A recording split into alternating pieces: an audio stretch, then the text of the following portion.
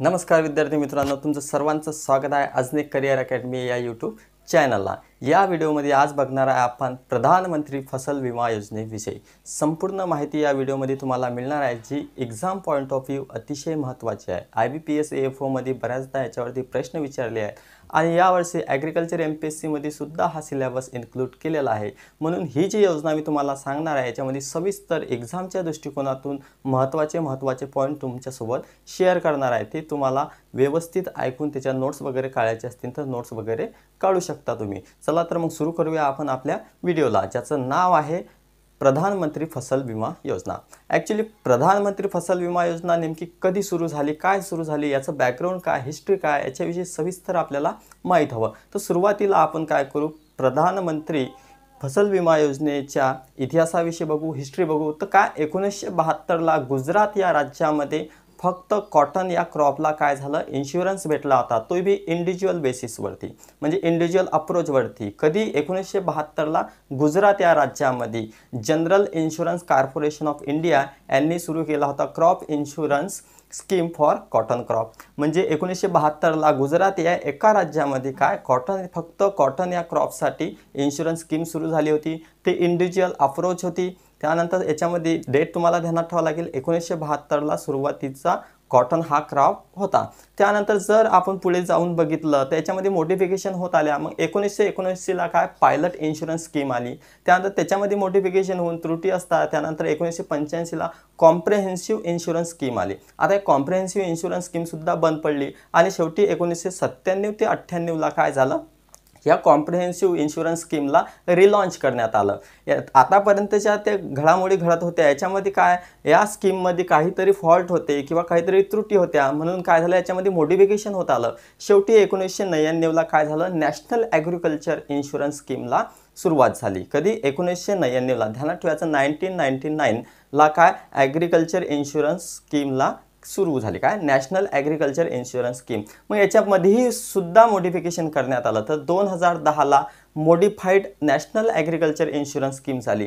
या दोन्ही स्कीमचं काय झालं, अमलगमेशन करण्यात आलं, म्हणजे याच्यामध्ये मॉडिफिकेशन करण्यात आलं। आणि नरेंद्र मोदी सरकार आल्यानंतर 2016ला काय झालं, आपली प्रधानमंत्री फसल विमा योजना लॉन्च झाली। आता याच्यामध्ये महत्त्वाच्या गोष्टी काय असतात, तर लॉन्चिंग डेट महत्त्वाची असते, लॉन्चिंग प्लेस महत्त्वाची असते, कोणं लॉन्च केलं, कोणं इंट्रोड्यूस केलं, कुठं इंट्रोड्यूस केलं, या सर्व गोष्टी महत्त्वाच्या असतात। म्हणून आपल्याला काय ध्यानात ठेवायच्या, launching date, launching place, introduce by and launch by या गोष्टीवर फोकस करायचा। तर बघा, तर नॅशनल जी आपली प्रधानमंत्री फसल विमा योजना आहे तर याची सुरुवात कधी झाली, तर लॉन्च कधी झाली, तर ही सुरुवात झाली म्हणजे लॉन्च झाली 13 जानेवारी 2016ला। 13 जानेवारी 2016ला पंतप्रधान नरेंद्र मोदी यांनी लॉन्च केली। हु लॉन्च दिस, तर पंतप्रधान नरेंद्र मोदी लॉन्च प्रधानमंत्री फसल विमा योजना। मग कुठून लॉन्च केली, मग लॉन्चिंग प्लेस काय, तर लॉन्चिंग प्लेस आहे शेरपूर व्हिलेज ऑफ मध्य प्रदेश। म्हणजे मध्य प्रदेशमध्ये शेरपूर या व्हिलेजमधून पंतप्रधान नरेंद्र मोदी यांनी फसल विमा योजनेची काय केली, सुरुवात केली। आता ही सुरुवात केल्यानंतर सुरुवातीला काय आपले जे स्वर्गवासी अरुण जेटली आहे, स्वर्गवासी अरुण जेटली यांनी 2016-17चा जो फायनान्शियल बजेट असतो आपला, या फायनान्शियल बजेटमध्ये काय या पंतप्रधान जे फसल विमा योजना, या फसल विमा योजनेला काय केलं होतं, इंट्रोड्यूस केलं होतं। मग इंट्रोड्यूस कोणी केलेली आहे, तर आपले स्वर्गवासी माजी अर्थमंत्री अरुण जेटली। तर अरुण जेटली यांनी 2016-17च्या फायनान्शियल बजेटमध्ये इंट्रोड्यूस केली होती। त्यानंतर याच्यामध्ये जर सांगायची आपल्याला महत्त्वाची गोष्ट आहे तर गाईडलाईन असतात प्रत्येक गोष्टीच्या। मग या पंतप्रधान फसल विमा योजना आहे, PM ची जी योजना आहे प्रधानमंत्री फसल विमा योजना, तर याची गाईडलाईन केव्हा रिलीज झाली, तर याची गाईडलाईन रिलीज झाली आहे 18 फेब्रुवारी 2016ला। म्हणजे या गोष्टी तुम्हाला ध्यानात ठेवायच्या आहे। याच्यामध्ये इम्पॉर्टंट काय, लॉन्चिंग डेट किती आहे, लॉन्चिंग डेट 13 जानेवारी 2016, लॉन्च बाय नरेंद्र मोदी, पंतप्रधान Narendra Modi, and then introduce by आपले स्वर्गवासी माजी अर्थमंत्री अरुण जेटली, देन प्लेस शेरपूर मध्य प्रदेशमधलं शेरपूर व्हिलेज। त्यानंतर ह्याच्यामधले जे गाईडलाईन असतात, मग गाईडलाईन केव्हा रिलीज झालेला आहे, तर गाईडलाईन रिलीज झालेल्या आहेत आपल्या 18 फेब्रुवारी 2016ला। हे अतिशय महत्त्वाचं आहे। याच्यामध्ये लॉन्चिंग डेट बऱ्याचदा विचारलेली आहे IBPS AFO मध्ये, तर एअरच विचारतात मॅक्झिमम टाईमला। IBPS AFO मध्ये डेट विचारत नाही, तर ते काय डायरेक्ट एअर विचारतात। ते एअर किती आहे, 2016 आहे। आता ध्यानात राहील तुम्हाला 2016-17च्या युनियन बजेटमध्ये अरुण जेटली यांनी पंतप्रधान फसल विमा योजनेची इंट्रोडक्शन दिल्यानंतर पंतप्रधान नरेंद्र मोदी यांनी 13 जानेवारी 2016ला शेरपूर जे मध्य प्रदेशमध्ये एक विलेज आहे इथून त्याची लॉन्च केलं। त्यानंतर याची गाईडलाईन जी असते ही गाईडलाईन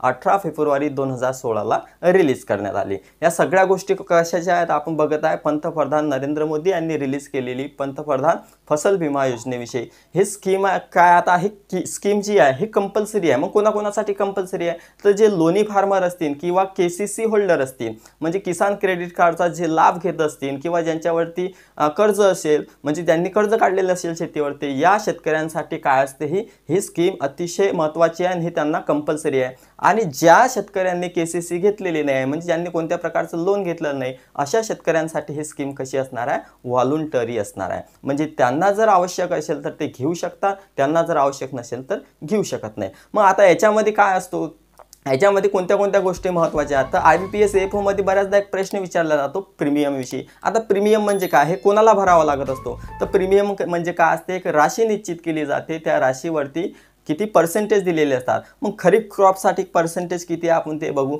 तर खरीप क्रॉप म्हणजे खरीप क्रॉप असतात, रब्बी क्रॉप असतात आणि कमर्शियल क्रॉप असतात, त्यांच्यासाठी काय असतं प्रीमियम पर्सेंटेज असते। तर सुरुवातीला बघा, तर खरीप क्रॉपसाठी पर्सेंटेज किती आहे आपल्याकडे 2% असतो। त्यानंतर रब्बी क्रॉपसाठी किती पर्सेंटेज प्रीमियम भरावं लागतं 1.5%। अँड देन कॉमर्शियल क्रॉप, तर कॉमर्शियल क्रॉपसाठी किती भरावं लागेल तर 5%। म्हणजे या गोष्टी आपल्याला ध्यानात असायला पाहिजे। या गोष्टीवरती एक्झाममध्ये प्रश्न 100% येतातच की खरीप क्रॉपसाठी प्रीमियम किती भरावा लागतो तर 2% भरावा लागतो। त्यानंतर रब्बी क्रॉपसाठी 1.5% and then for commercial crop it's 5%। म्हणजे या गोष्टी तुम्हाला ध्यानात ठेवाव्या लागतील। मग आता हे कुठं भरावं लागेल, मग याचे भरण्याचे काहीतरी एजन्स्या वगैरे असतील, तर जे आपले agriculture and farmer welfare department आहे यांच्या थ्रू काय असतात प्रायव्हेट एजन्सीज असतात।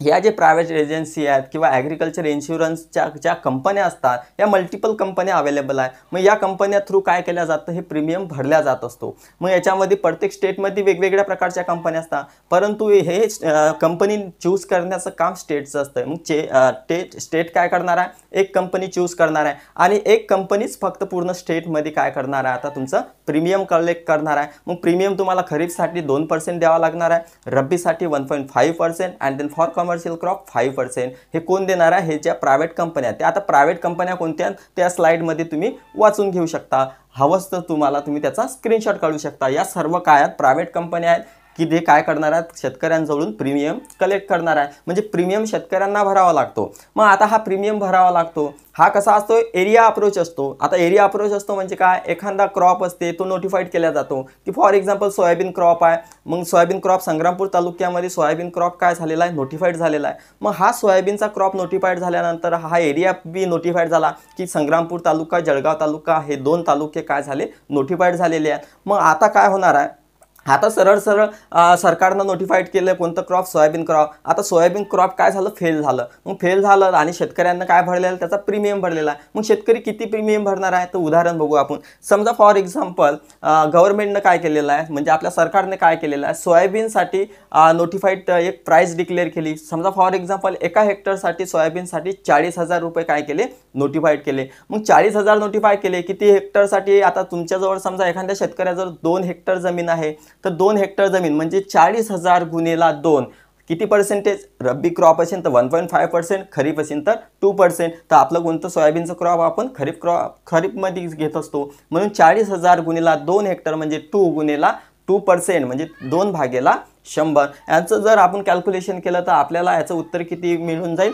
1600 मिळून जाईल। म्हणजे शेतकऱ्याला 2 हेक्टरसाठी किती प्रीमियम भरावा लागेल फक्त 1600 रुपये। मग ज्यावेळेस एक क्रॉप फेल होणार आहे म्हणजे तुमचं सोयाबीन संपूर्ण नष्ट होणार आहे किंवा नॅशनल कॅलॅमिटीज किंवा अदर रिझन आहे ते आपण बघूच कोणते कोणते रिझन असल्यानंतर तुम्हाला इन्शुरन्स मिळणार आहे ते नेक्स्ट स्लाइडमध्ये बघणारच आहोत आपण। तर तुमचं क्रॉप काय झालं फेल झालं, मग गव्हर्नमेंटला तुम्ही म्हणजे इन्शुरन्स कंपनीला तुम्ही 1600 रुपये तुमचं क्रॉप काय केलं होतं प्रीमियम देऊन इन्शुअर केलं होतं। मग इन्शुअर केल्यानंतर सरकार काय करणार आहे म्हणजेच त्याची कंपनी काय करणार आहे तुम्हाला एका हेक्टरसाठी किती हजार आपल्याला इन्शुअर झाले होते 40,000, तर 2 हेक्टरसाठी तुम्हाला किती मिळणार आहे टोटल 80,000 मिळणार आहे. तुम्ही प्रीमियम कितीचा भरला होता? फक्त 1600 रुपयाचा प्रीमियम भरला होता. मग 1600 रुपयाला आता तुम्हाला किती तुमच्या अकाउंटमध्ये किती येणार आहेत? 80,000 रुपये येणार.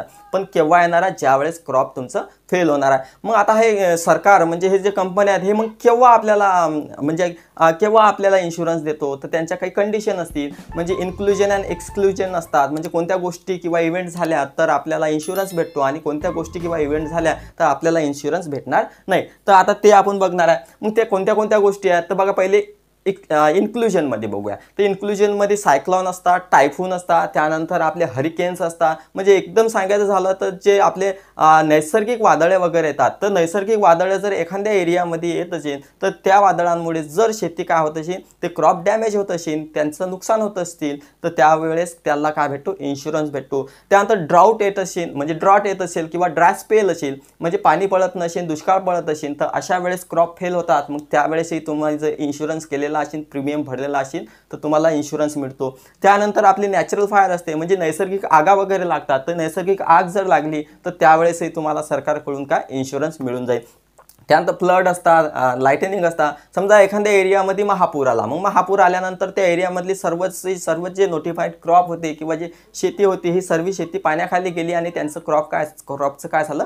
नुकसान झालं. मग अशा वेळेस म्हणजे फ्लड अँड लाइटनिंग सारखे जे इव्हेंट्स होतात, यावेळेसही क्रॉप जर नुकसान होत असेल तर त्याला काय दिलं जातं? इन्शुरन्स दिलं जातं. त्यानंतर आपले जे पोस्ट हार्वेस्ट लॉसेस वगैरे असतात, जसं की स्टोरेज असते, ट्रान्सपोर्ट असतो, स्टोरेजमध्ये लॉस होतात किंवा ट्रान्सपोर्टेशन करत असताना सुद्धा लॉस होऊ शकतो, तर याच्यासाठी सुद्धा तुम्ही प्रीमियम वगैरे भरू शकता. तर त्यावेळेसही तुम्हाला काय केलं जातं? इन्शुरन्स दिला जातो. मग अशा कोणत्या कोणत्या गोष्टी आहेत त्या आपण बघितला की आपल्याला काय दिला जातो? इन्शुरन्स दिला जातो. तर आपण बघितलं सायक्लॉन असेल, त्यानंतर ड्रॉट असेल, नॅचरल फायर असेल, म्हणजे नैसर्गिक आग असेल, त्यानंतर महापूर वगैरे असतील, लाइटनिंग वगैरे असेल आणि पोस्ट हार्वेस्ट लॉसेस असतील. या सगळ्या गोष्टी जर होत असतील, यातली एक जरी गोष्ट होत असेल आणि त्या एरियामधले क्रॉप काय होत असेल? डॅमेज होत असेल, तर त्यावेळेस काय दिला जातो? त्याला इन्शुरन्स दिला जातो. आता कोणत्या कोणत्या अशा घटना आहेत की त्या घटना घडल्या तर मग तुम्हाला काय दिल्या जाणार नाही? तुम्हाला इन्शुरन्स दिल्या जाणार नाही. तर सर्वात पहिले तर वार, म्हणजे जर एखाद्या तुमच्या एरियामध्ये जर युद्ध होत असेल तर मग युद्ध होत असताना तुमच्या शेतीचं नुकसान होते, त्यातले क्रॉप डिस्ट्रॉय होतात. मग डिस्ट्रॉय झाल्यामुळे काय होते? तुम्हाला तिथं सरकारच्याकडून इन्शुरन्स मिळणार नाही, कारण की वार हा इन्क्लूड नाही आहे की तुम्हाला इन्शुरन्स देण्यासाठी. म्हणजे वार जर झाला तर तुम्हाला इन्शुरन्स मिळणार नाही. त्यानंतर रायट असतात, थेफ्ट्स असतात किंवा ॲक्ट ऑफ एनिमी असतात, म्हणजे तुमच्या शेतीमध्ये जर कोणी चोरी करत असेल किंवा दुश्मनीतून तुमच्या शेतातला माल कोणी चोरून नेत असेल किंवा बर्बाद करत असेल, डिस्ट्रॉय करत असेल, तर अशा वेळेसही तुम्हाला काय? इन्शुरन्स दिला जात नाही. फॉर एक्झाम्पल, आता प्रत्येक शेतकऱ्याचे वैर असतात, मग त्याचा दुश्मन काय करणार आहे? त्याच्या शेतामध्ये जाणार आहे, शेतामध्ये गेल्यानंतर ऑब्व्हियसली त्याचे सर्व क्रॉप नष्ट करून टाकणार आहे. मग अशा वेळेस इन्शुरन्स कंपनी त्याला जबाबदार राहणार नसते. मग अशा वेळेस तुम्हाला काय? इन्शुरन्स मिळत नसतो. त्यानंतर न्यूक्लिअर ॲक्ट्स वगैरे असतात, म्हणजे न्यूक्लिअर रिस्क असतात, तर याच्यामध्येही तुम्हाला काय भेटत नाही? इन्शुरन्स भेटत नाही.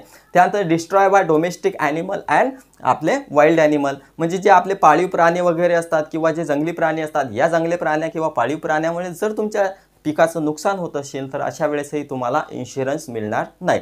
त्यानंतर लास्टली मॅलिशियस डॅमेज जर होत असेल तर अशा वेळेसही तुम्हाला काय दिलं जात नाही? इन्शुरन्स दिल्या जात नाही. म्हणजे या ज्या गोष्टी आहेत की तुमच्या शेतामध्ये वार होत असेल, चोरी होत असेल किंवा दुश्मनीतून जर नुकसान होत असेल, न्यूक्लिअर रिस्क होत असेल, पाळीव प्राणी म्हणजे डोमेस्टिक ॲनिमल किंवा वाईल्ड ॲनिमल, जंगली प्राणी, यांच्यामुळे जर तुमच्या क्रॉपचं म्हणजे तुमच्या पिकाचं जर नुकसान होत असेल तर याच्यासाठी इन्शुरन्स कंपनी जबाबदार राहणार नाही. याच्यामध्ये तुम्हाला काय मिळणार नाही? इन्शुरन्स मिळणार नाही. अशा प्रकारचे हे काय आहे? त्याचे सर्व काय आहेत? हे काय? इन्क्लुजन आहे, एक्सक्लुजन आहे, म्हणजे केव्हा तुम्हाला मिळणार आणि केव्हा तुम्हाला नाही मिळणार. अशा प्रकारचं काय आहे? फसल विमा योजना आहे. मग फसल विमा योजनेमध्ये महत्त्वाच्या गोष्टी काय? लॉन्चिंग डेट 13 जानेवारी 2016, इंट्रोड्यूस बाय अरुण जेटली, जे स्वर्गवासी झालेले आहे, ते आपले माजी अर्थमंत्री होते. त्यानंतर लॉन्च बाय पंतप्रधान नरेंद्र मोदी, शेरपूर, त्यानंतर मध्य प्रदेश या राज्यामधलं हे गाव आहे. त्यानंतर अजून जर सांगायचं झालं तर 18 फेब्रुवारी 2016 याची गाईडलाईन रिलीज झाली. या सगळ्या गोष्टी कशा आहेत? महत्त्वाच्या आहेत as a exam point of view. त्यानंतर ते आपले जे 1999 आणि 2010चे नॅशनल ॲग्रिकल्चर इन्शुरन्स स्कीम आहेत, मोडिफाईड नॅशनल ॲग्रिकल्चर इन्शुरन्स स्कीम आहे, यासुद्धा याच्यामध्ये काय आहे? महत्त्वाच्या आहेत. त्यानंतर जर याच्यामध्ये अजून महत्त्वाचं झालं तर inclusion and exclusion are also important as a point of view your exam. In IBPS AFO they always ask 2 question on this topic. मी पंतप्रधान नरेंद्र मोदींनी जी योजना लॉन्च केलेली आहे म्हणजे फसल विमा योजना, पंतप्रधान फसल विमा योजना, या योजनेवरती 2 क्वेश्चन बऱ्याचदा मी बघितलेले आहेत. IBPS AFO मध्ये 2018ला सुद्धा आले होते, 19ला सुद्धा आले होते आणि 20ला सुद्धा आले होते. 21ला आय थिंक आला नव्हता या टॉपिकवरती क्वेश्चन. त्यानंतर याच्यामध्ये अजून एक महत्त्वाची गोष्ट आहे, याचे जे ऑब्जेक्टिव्ह आहेत हे ऑब्जेक्टिव्हसुद्धा तुम्हाला माहीत असायला हवे की ऑब्जेक्टिव्ह म्हणजे नेमकं कशासाठी ही योजना लॉन्च केलेली आहे. तर या योजनेमध्ये सुद्धा म्हणजे कोणत्या कोणत्या गोष्टी कव्हर होणार आहे याचंसुद्धा तुम्हाला नॉलेज असायला पाहिजे. या सर्व गोष्टी आपण कशामध्ये बघितल्या तर आपल्या पंतप्रधान फसल विमा योजनेमध्ये बघितल्या. हा व्हिडिओ जर तुम्हाला आवडला असेल तर या व्हिडिओला लाईक करा. त्यानंतर अजून चॅनलला सबस्क्राईब केलेलं नसेल तर चॅनलला सबस्क्राईबसुद्धा करा. आणि काय एक गोष्ट लक्षात ठेवा, तुम्ही जी बेल आयकॉनला क्लिक करा म्हणजे तुम्हाला माझ्या नोटिफिकेशन वेळेवरती मिळतील आणि एक्झामविषयीसुद्धा अपडेट राहिला जाईल. तर आजच्यासाठी एवढंच. ठीक आहे, धन्यवाद.